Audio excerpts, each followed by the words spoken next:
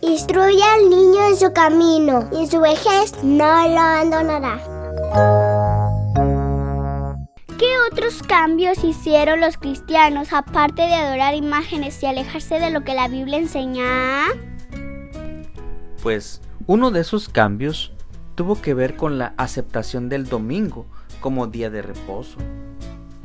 Pero, papá, Jesús no iba a la iglesia los domingos, ¿verdad? No, Dana, Jesús era judío. La Biblia nos enseña que él tenía la costumbre de ir a la sinagoga los sábados. Durante 200 años de que Jesús se fuera al cielo, los cristianos siguieron guardando el sábado. Recuerda que los romanos adoraban al sol el día domingo. Era un día de grandes fiestas para ellos. Poco a poco los cristianos empezaron a celebrar el domingo con la excusa de que estaban honrando el día de la resurrección de Jesús. Aunque no hay ningún lugar en la Biblia donde Jesús nos pida o les pida a los discípulos que lo adoren los domingos. ¿Cuáles fueron los otros cambios?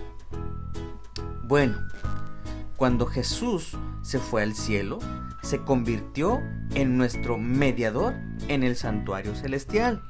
¿Qué es un mediador? Es alguien que trata de reconciliar a dos personas o a dos partes. Mira, por ejemplo, si dos de tus amigos tienen un desacuerdo, tú puedes hablar con los dos y ayudarlos a ser amigos de nuevo. Eso significa ser un mediador. Jesús es nuestro mediador porque Él nos ayuda a volver a ser amigos con su Padre.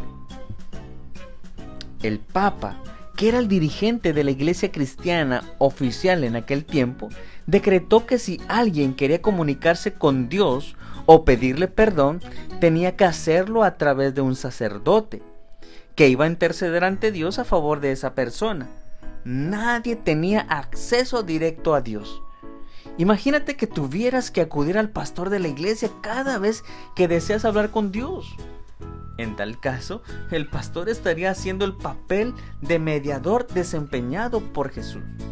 Sin embargo, debemos recordar que Jesús dijo: nadie viene al Padre si no es por mí.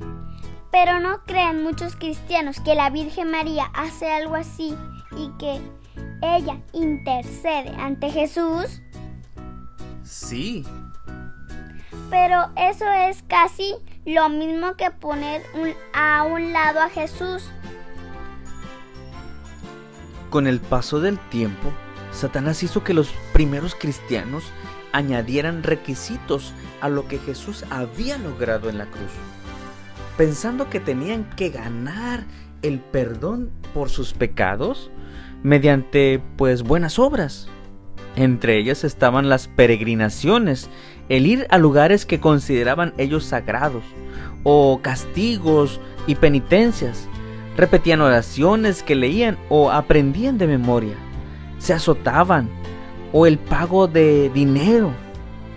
En vez de confiar en el sacrificio de Jesús, trataron de obtener la salvación mediante sus propios esfuerzos. Pero papá, ninguna de esas cosas puede pagar por nuestros pecados. ¿No es la muerte de Jesús lo único que cuenta? Tienes razón, Dana. Sin embargo, recuerda que durante miles de años Satanás ha engañado a la gente, haciéndole creer que necesita hacer todas esas cosas para ser perdonada. En aquel tiempo, los cristianos no tenían Biblias para conocer o confirmar la verdad, así que se esforzaban por ganar su entrada al cielo. Adoraban o reverenciaban imágenes, les encendían velas, rezaban a los santos y pagaban a los sacerdotes para que rogaran a Dios en favor de ellos. Lo triste es que muchos todavía hacen lo mismo hoy. ¡Qué triste, papá! La iglesia cristiana prácticamente despreció lo que Jesús hizo y lo que está haciendo en el cielo. Para ese tiempo, el principal dirigente de la iglesia cristiana comenzó a ser llamado Papa. Este dirigente llegó a afirmar que la Iglesia Católica nunca había cometido errores y que ni él ni la Iglesia se equivocarían en el futuro, que eran infalibles, o sea, que no podían fallar. La Biblia desde luego no dice eso, pero recuerda que casi nadie tenía una Biblia, así que la gente no podía saberlo.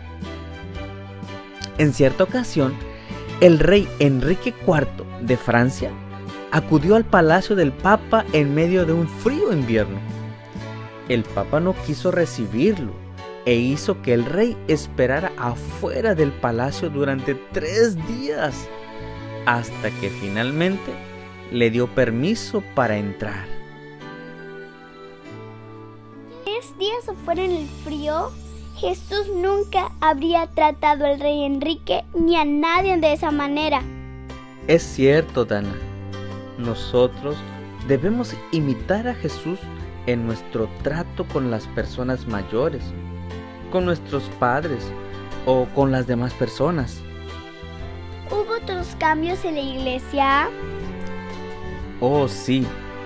Los primeros cristianos creían que cuando una persona moría, quedaba en la tumba hasta el día de la resurrección.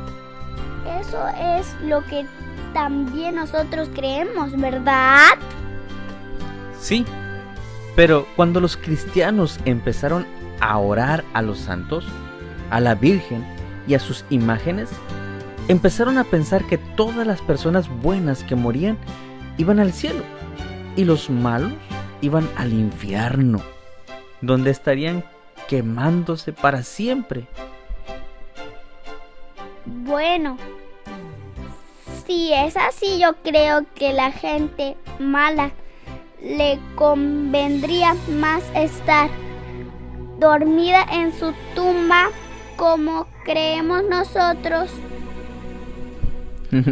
Aquellos cristianos también creían en un lugar llamado purgatorio, que estaba a mitad del camino entre el cielo y el infierno. Gracias a Dios, porque no tenemos que trabajar para obtener nuestra salvación, ni pagar por ella. Papá, ¿y quiénes eran los que iban al purgatorio? ¿La gente que no era tan buena como para estar en el cielo? Exacto. Los sacerdotes les pedían a los familiares que repitieran algunas oraciones especiales o que compraran velas para que al encenderlas en las iglesias sus seres queridos pudieran salir del purgatorio. También celebraban ceremonias llamadas misas, de forma que la gente terminaba invirtiendo dinero para que sus familiares pudieran pasar del purgatorio al cielo.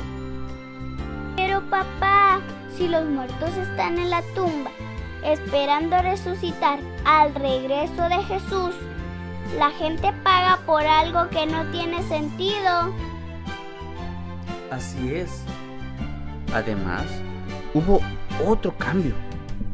¿Recuerdas la última cena que Jesús tuvo con sus discípulos precisamente antes de su crucifixión? Sí, papá, ¿no fue esa la primera Santa Cena? ¿Recuerdas qué hacemos durante el servicio de comunión? Se bebe jugo de uva, que nos recuerda la sangre de Jesús, y se comen pedacitos de pan como un símbolo de que Él dio su cuerpo por nosotros. Correcto. Esos son símbolos que nos recuerdan a Jesús y lo que Él hizo por nosotros. Pero el enemigo hizo que aquellos primeros cristianos creyeran que cuando ellos bebían el jugo de uva y comían el pan en la misa, estos se convertían realmente en la sangre y en la carne de Jesús, dejando de ser símbolos. Pero eso no parece posible. No se puede comer realmente la carne y beber la sangre de Jesús, ¿o sí? Por supuesto que no. no dejaban de ser pan y jugo de uva, pero llegaron a creer que se convertían en el cuerpo y en la sangre verdadera de Jesús. Esa es la diferencia principal entre el servicio de comunión y la misa. Todos esos cambios e ideas se introdujeron en la iglesia cristiana y fueron enseñados al pueblo.